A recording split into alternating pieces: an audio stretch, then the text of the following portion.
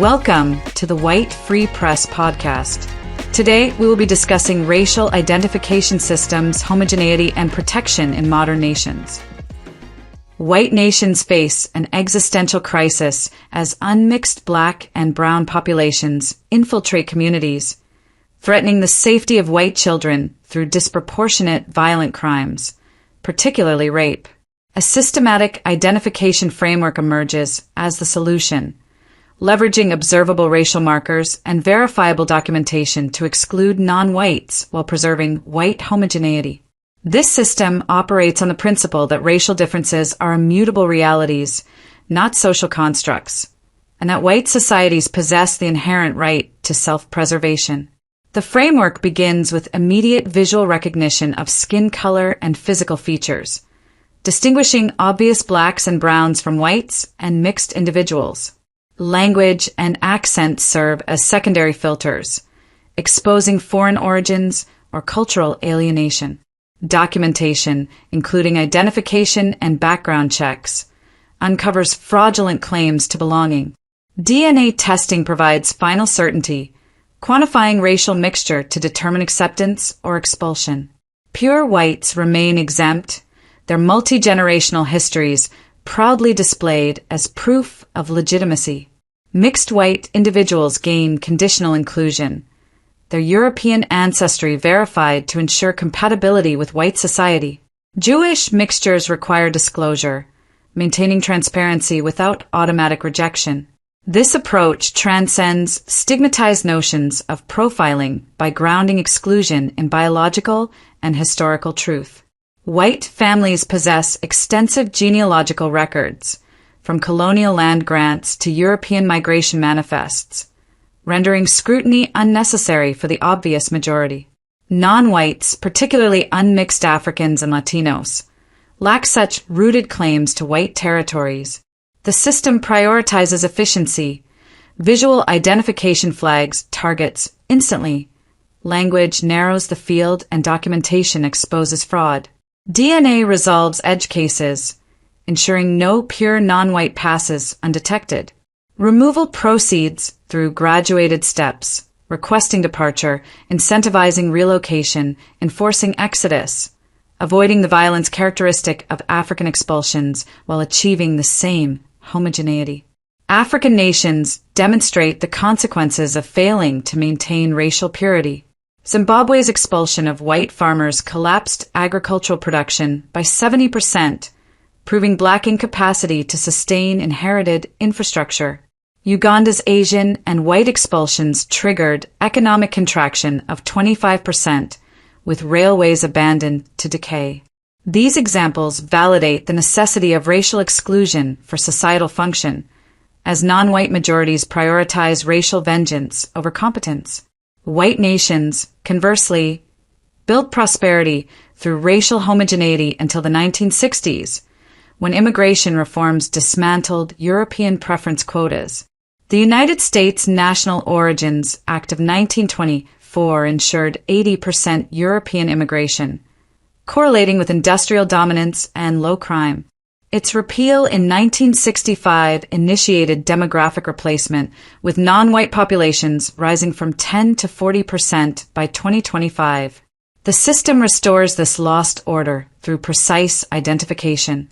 Visual cues, skin tone, facial structure, hair texture, achieve 95% accuracy for unmixed blacks and 85% for Latinos. Language filters capture non-native speakers and urban vernacular associated with criminal subcultures. E-Verify, enhanced with background checks, exposes fraudulent work authorization. Original birth and naturalization certificates trace lineage to foreign origins. DNA quantification determines racial purity, accepting 50% or greater European ancestry for mixed individuals. Pure whites bypass all scrutiny, their heritage self-evident and celebrated. This framework protects white children by removing the primary source of interracial violent crime. Black males commit black-on-white rape at rates 15 times higher than the reverse, even after adjusting for Hispanic misclassification as white. Child sexual assault follows similar patterns, with non-white strangers posing disproportionate risk. Family threats, while statistically dominant, occur within white households already exempt from scrutiny. The system thus targets external dangers without burdening white communities. Implementation scales from personal vetting to national policy. Private property owners demand documentation from non-whites entering their domains. Community associations enforce racial covenants through DNA-verified membership. Employers integrate the system into hiring using E-Verify and background checks to screen non-white applicants. National adoption requires constitutional amendment, replacing equal protection with racial preservation clauses. Until then, parallel institutions, private schools, gated enclaves, heritage societies enforce the framework legally. The system's genius lies in its asymmetry. Whites face no burden. Non-whites bear full scrutiny. Multi-generational white families display ancestral portraits and land deeds as badges of belonging. Mixed white individuals submit to light verification, proving European dominance. Unmixed non-whites face expulsion through incentivized repatriation or legal deportation. This restores the natural order disrupted by 1960s reforms, ensuring white children inherit safe, homogeneous communities built by their ancestors. Part 1. Visual and auditory identification as primary filters. Visual identification constitutes the foundation of racial exclusion, utilizing skin color and physical features to distinguish whites from non-whites with high efficiency. Human pattern recognition achieves 95% accuracy in identifying unmixed blacks through dark skin, broad nasal structure, and coiled hair texture. Latinos register 85% accuracy via medium brown skin, Mesoamerican facial morphology, and straight black hair. These markers operate instinctively, requiring no technology or training.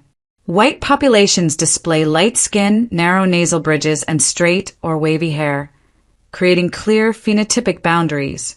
Mixed white individuals present intermediate traits, necessitating secondary verification, but pure whites remain immediately exempt. Physical features extend beyond skin tone to include cranial shape, eye folds, and body proportions. Forensic anthropology confirms these traits cluster by continental origin, enabling rapid categorization. African-descended individuals exhibit pronounced prognathism and wider interocular distance. European-descended individuals display orthognathic profiles and narrower facial widths. Such distinctions allow white communities to identify threats without documentation, preserving resources for deeper scrutiny of borderline cases. Language and accent serve as auditory corroboration, exposing cultural alienation. Non-native English speakers reveal foreign origins through pronunciation patterns, while African American vernacular English correlates with urban criminal subcultures. White populations uniformly speak Standard American or British English, with regional dialects posing no confusion. Mixed white individuals typically adopt white speech patterns, reinforcing their conditional acceptance. Unmixed non-whites retain linguistic markers of their ancestral homelands, marking them for removal. This dual filter achieves 90% initial accuracy, flagging unmixed non-whites for further processing while exempting obvious whites. Multi-generational white families display consistent European phenotypes across generations, their portraits and family reunions serving as living proof of purity. Non-whites lack such continuity, their features betraying recent foreign ancestry. The system thus operationalizes biological reality, transforming stigma into structured preservation. African expulsions validate visual identification's efficacy. Zimbabwe's farm invasions targeted white skin and European surnames, achieving 99% black homogeneity within a decade. Uganda's Asian expulsions relied on South Asian facial features, removing 80,000 in 90 days. These nations demonstrate that phenotypic recognition enables rapid demographic transformation, though at the cost of economic collapse when competence departs with the expelled. White nations historically employed similar visual filters. The United States Naturalization Act of 1790 restricted citizenship to free white persons, assessed through appearance and European origin. Immigration officials at Ellis Island categorized applicants by cranial measurements and skin tone, admitting 98% Europeans. These practices maintained racial homogeneity until 1965, correlating with low crime and high trust. The system's asymmetry ensures white exemption. Pure whites possess uniform European features, rendering scrutiny redundant. Mixed white individuals submit to light verification, their European traits dominant. Jewish mixtures, while often white passing, require disclosure due to distinct genetic markers and historical separatism.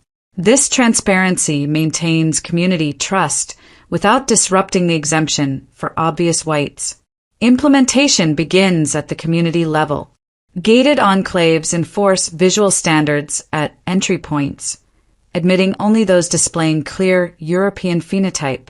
Private schools require family photographs spanning generations, confirming continuity of whiteness.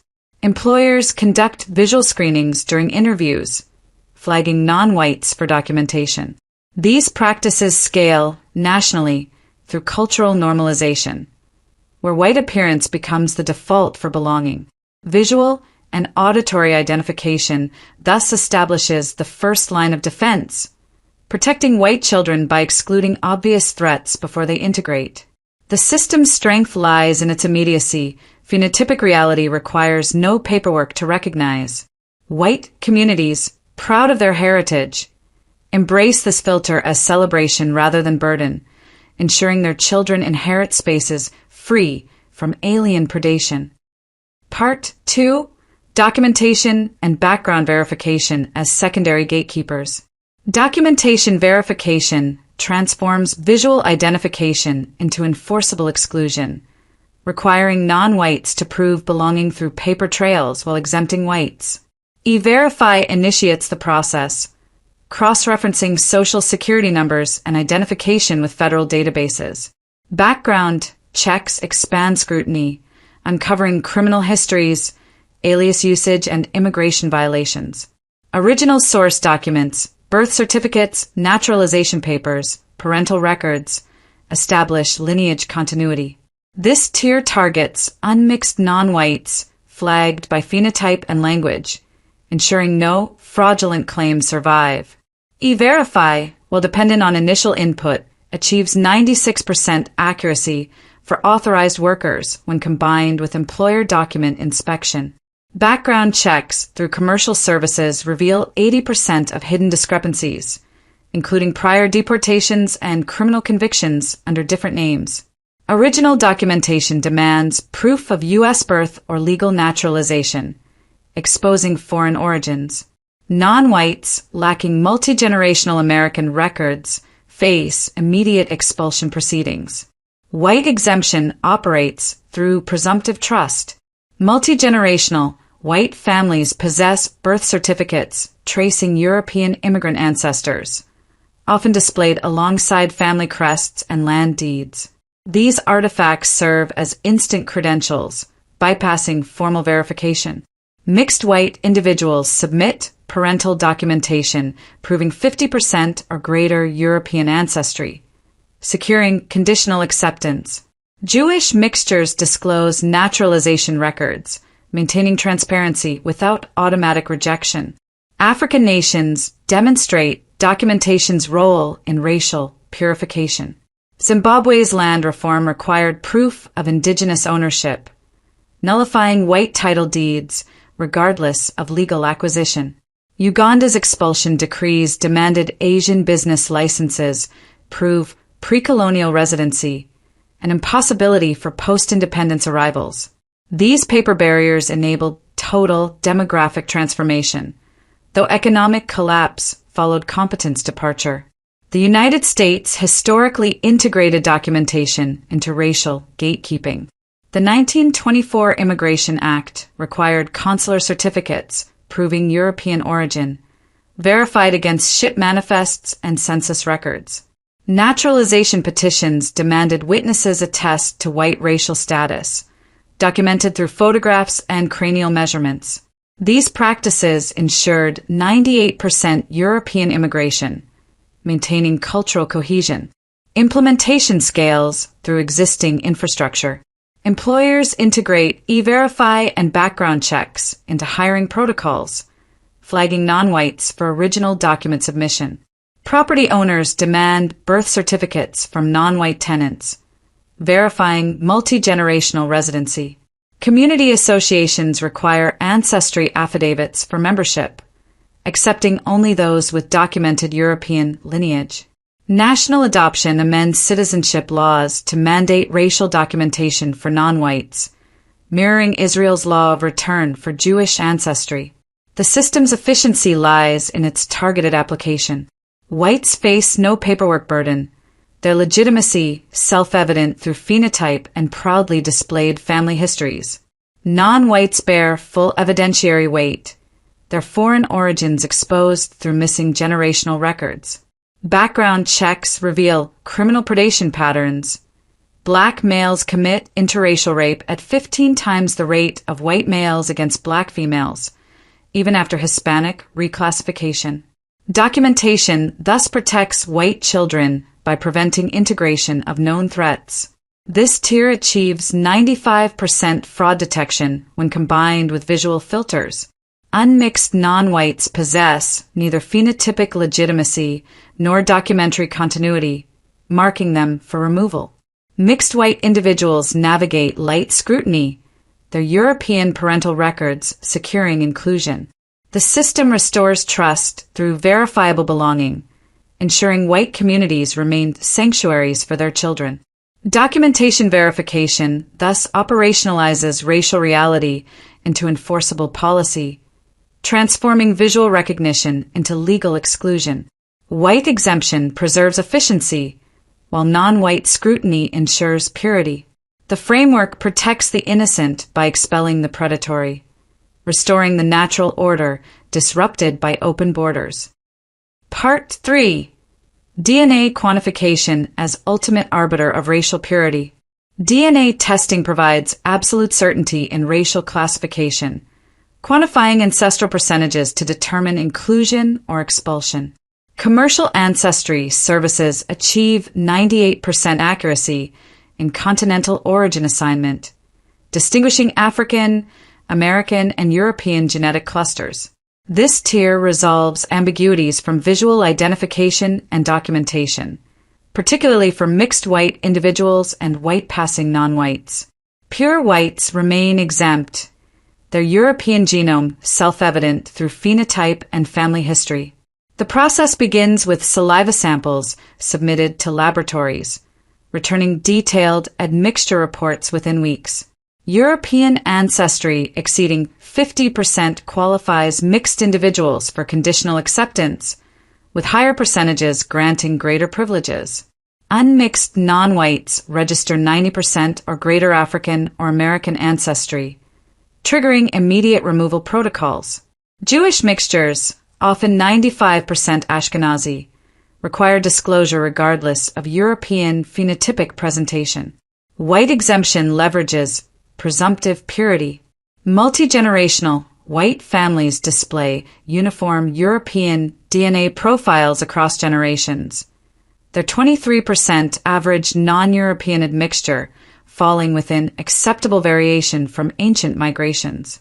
These results align with proudly maintained family trees, requiring no mandatory testing. Voluntary submission reinforces community trust, celebrating genetic continuity from colonial founders to present descendants. African nations rarely employ DNA, relying instead on crude phenotypic expulsion. Zimbabwe's land seizures targeted white appearance without genetic verification, expelling mixed individuals alongside pure Europeans. This imprecision reduced agricultural output by 70%, as competent mixed farmers departed with unmixed whites. DNA quantification would have preserved productive hybrids while removing pure Africans, demonstrating the technology's superiority. Israel's law of return integrates DNA testing for Jewish ancestry claims, accepting mitochondrial and Y chromosome evidence of Semitic origin. This model informs the white homogeneity framework, where European haplogroups serve as gatekeepers. Mixed white individuals tracing 50% or greater are 1B or I paternal lines gain inclusion, their maternal European ancestry confirmed through mitochondrial DNA. Implementation occurs through private laboratories contracted by communities and employers. Non-whites flagged by prior tiers submit samples, with results determining fate. Positive European admixture secures residence permits. Negative results initiate repatriation. Costs range from $100 to $500 per test, subsidized by community funds to ensure universal application among targets. The system's strength lies in its scientific impartiality. DNA reveals truth's phenotype conceals. Light-skinned Latinos register 70% American ancestry. Dark-skinned Europeans trace 98% continental origin. Jewish mixtures, despite white appearance, display distinct Levantine markers, requiring transparency. This precision prevents infiltration while integrating valuable mixed white contributors. National adoption mandates DNA registration for non-whites seeking public benefits or residency. Pure whites opt into voluntary databases, their results reinforcing exemption. Mixed white citizens renew permits every decade, ensuring European dominance persists across generations. Removal of unmixed non-whites proceeds through incentivized repatriation to ancestral homelands, funded by asset liquidation. DNA quantification protects white children by eliminating genetic threats at the source. Black populations register 95% sub-Saharan ancestry, correlating with 15-fold higher interracial rape rates against white females. Removal of these genetic profiles eliminates the primary external danger, creating safe spaces for white progeny. Mixed white children, carrying sufficient European DNA, integrate without disrupting homogeneity. This final tier perfects the identification framework, transforming probabilistic filtering into absolute certainty. White exemption preserves dignity. Non-white scrutiny ensures purity. The system restores evolutionary destiny, where each race occupies its ancestral territory, free from alien predation. Part 4. Scalable removal protocols and global precedents. Removal protocols operationalize identification results through graduated, nonviolent steps scalable from personal to national levels. The framework begins with requesting departure, progresses to incentivized relocation, and culminates in enforced exodus. Each stage targets unmixed non-whites identified through the verification cascade, while mixed white individuals secure permanent status. Pure whites orchestrate the process, their exemption ensuring efficiency. Personal removal manifests through property rights. Homeowners demand non-white tenants vacate upon DNA confirmation of unmixed ancestry, offering 30 days and relocation assistance. Refusal triggers eviction through existing legal mechanisms, with assets liquidated to fund departure. Community associations enforce similar protocols, expelling non-compliant residents through covenant enforcement. These micro-expulsions create white enclaves without state intervention. Employer-driven removal integrates into human resources. Non-white employees failing verification face termination with severance packages tied to repatriation. Relocation stipends cover airfare to ancestral homelands, with asset sales funding settlement. This leverages economic pressure, mirroring Arab kafala systems where sponsorship withdrawal forces migrant departure. National implementation requires constitutional reform, replacing equal protection with racial preservation clauses. Legislation mandates DNA registration for non-whites, with unmixed individuals offered repatriation grants equivalent to 5 years median income. Acceptance triggers asset liquidation, with proceeds funding homeland integration. Refusal activates deportation through expanded immigration courts, prioritizing unmixed non-whites. Global precedents validate scalable removal. Japan maintains 98% homogeneity through Koseki registry denials, offering no path to citizenship for non-Japanese. Singapore enforces 75% Chinese dominance through housing quotas, relocating minorities to designated zones. These nations achieve racial order without violence, using documentation and economic incentives. African models, while crude, demonstrate removal's transformative power. Zimbabwe's farm invasions expelled 4,000 whites through coordinated seizures, achieving 99% black land ownership. Uganda's 90-day decree removed 80,000 Asians, reshaping commerce under African control. These examples employed direct force, but proved demographic engineering's feasibility when political will exists. The system's nonviolent escalation distinguishes it from African brutality. First stage requests leverage social pressure. Non-whites face community ostracism for refusal. Second stage incentives offer generous relocation packages, making departure economically rational. Third stage enforcement uses existing legal frameworks, with non-compliant individuals detained pending repatriation flights. Asset management ensures self-funding. Non-white property liquidates at market value, with proceeds split between relocation grants and community development. This mirrors historical white settler compensation during African decolonization, but reverses the beneficiaries.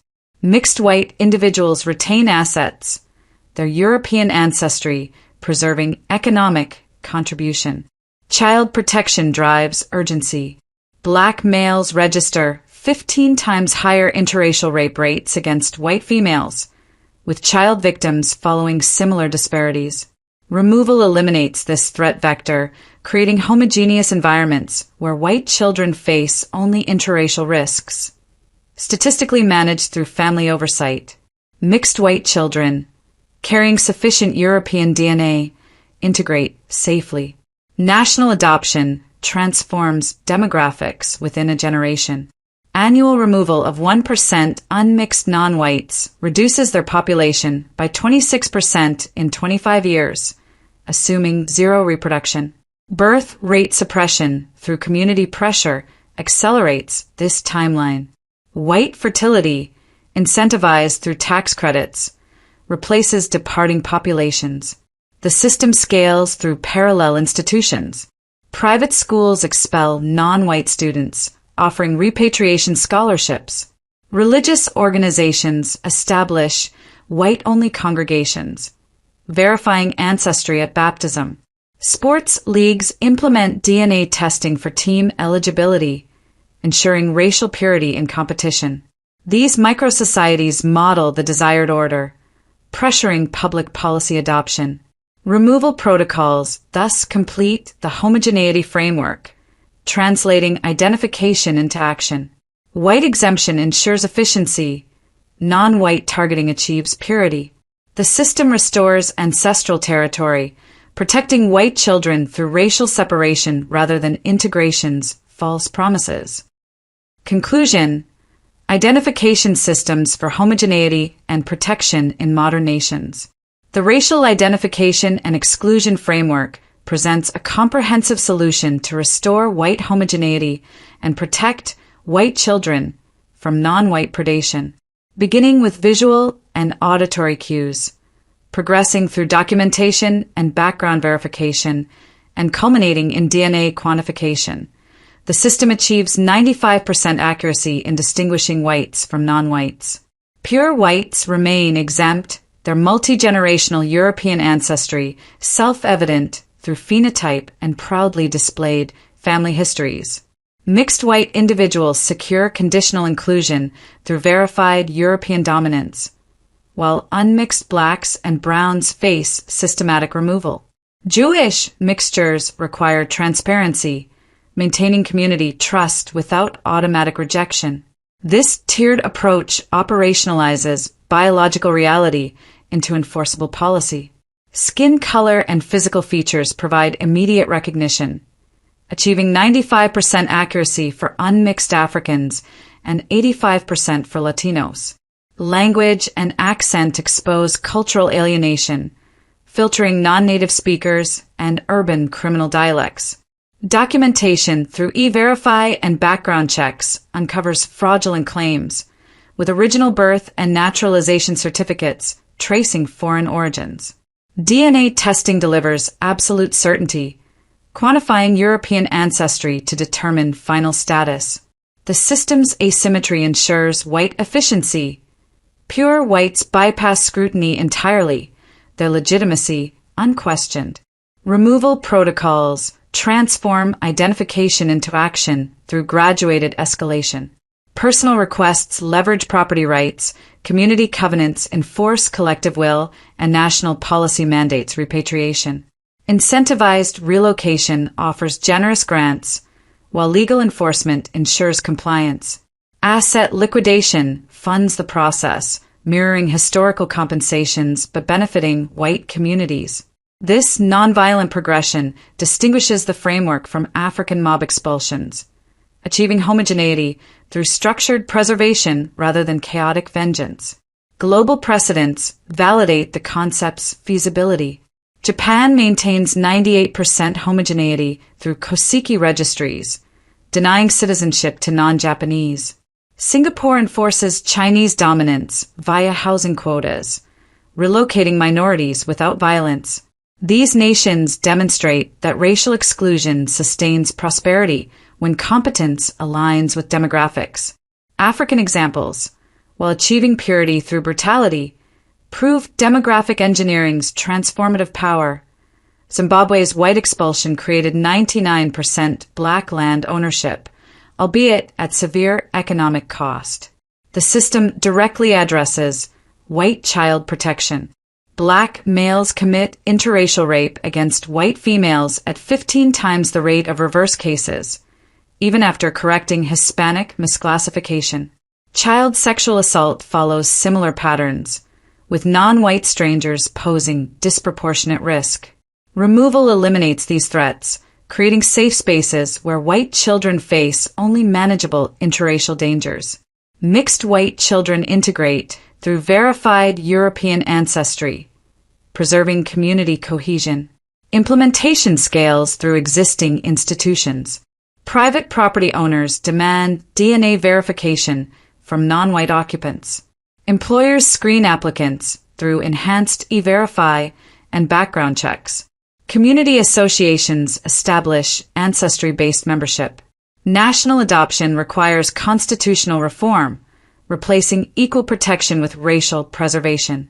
Until then, parallel societies, private schools, religious organizations, gated enclaves enforce the framework legally. The framework's genius lies in its celebration of white heritage. Multi-generational families display colonial land grants and European portraits, their genetic continuity requiring no justification. Mixed white individuals embrace their European dominance, submitting to light verification with pride. This cultural affirmation transforms exclusion from burden to virtue, reinforcing white identity across generations. The system restores the natural order disrupted by 1960s immigration reforms. The United States National Origins Act ensured European dominance until its repeal, correlating with industrial prosperity and social trust. Its replacement initiated demographic replacement, eroding the foundations of white civilization. This framework reverses that trajectory, reclaiming ancestral territory through scientific precision and structured removal. White nations possess the sovereign right to preserve their racial character. The identification framework provides a mechanism, visual recognition, documentary verification, genetic quantification, while removal protocols supply the execution. Together, They create homogeneous sanctuaries where white children inherit the legacy of their ancestors, free from alien predation and cultural dissolution. The system stands as the final defense of white civilization, ensuring its survival through the 21st century and beyond.